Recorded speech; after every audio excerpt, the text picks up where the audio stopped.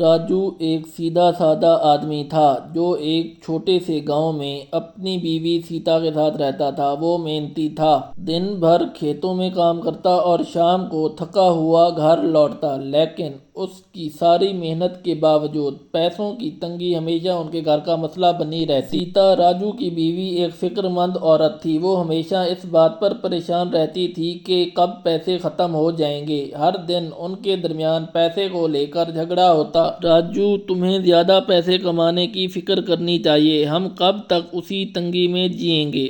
سیتا غصے میں بولتی۔ سیتا، میں دن رات محنت کر رہا ہوں لیکن حالات ہمارے بس میں نہیں ہیں، راجو جواب دیتا۔ ایک دن سیتا کھیتوں میں جا رہی تھی، چلتے چلتے اچانک اس کا پاؤں کسی چیز سے ٹکرایا۔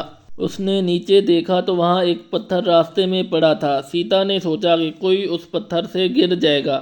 سیتا نے پتھر اٹھایا تو اس کے نیچے زمین میں ایک پرانا صندوق نظر آیا۔ حیرانگی میں سیتا نے صندوق کھینچ کر باہر نکالا اور کھول کر دیکھا تو حیرت زدہ رہ گئی۔ صندوق میں ایک خوبصورت سنہرے رنگ کا لباس جس پر قیمتی موتی اور ستارے جڑے ہوئے تھے۔ لباس پر ایک عجیب سی چمک تھی، جیسے وہ جادوئی ہو۔ سیتا نے بغیر سوچے سمجھے وہ صندوق لیا اور گھر واپس آئی۔ سیتا نے راجو کو صندوق دکھایا۔ راجو نے جب وہ لباس دیکھا تو سوچا کہ اسے بیچ کر ہمارے حالات بہتر ہو جائیں گے، مگر سیتا کو وہ لباس بہت پسند آیا تھا۔ جب سیتا نے وہ لباس پہنا، اچانک اس کے ارد گرد روشنی پھیل گئی اور ایک پری نمودار ہوئی۔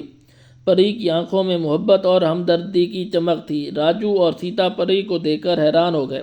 پری نے کہا، تمہاری مشکلات ہیں لیکن پیسے کا مسئلہ تمہیں اندر سے کمزور نہ کرے۔ تمہارے دل میں جو محبت اور بھروسہ ہے وہی تمہاری سچی دولت ہے۔ یہ لباس تمہارے گھر میں خوشحالی لائے گا، لیکن یاد رکھو، سچی خوشی پیسوں سے نہیں ملتی بلکہ ایک دوسرے کے ساتھ محبت اور تعاون سے ملتی ہے۔ سیتا اور راجو کی آنکھوں میں آنسو آ گئے۔ سیتا نے سمجھ لیا کہ وہ ہمیشہ پیسے کے پیچھے بھاگتی رہی، لیکن خوشی اس کے گھر میں پہلے سے موجود تھی، اس کا پیار کرنے والا شوہر راجو۔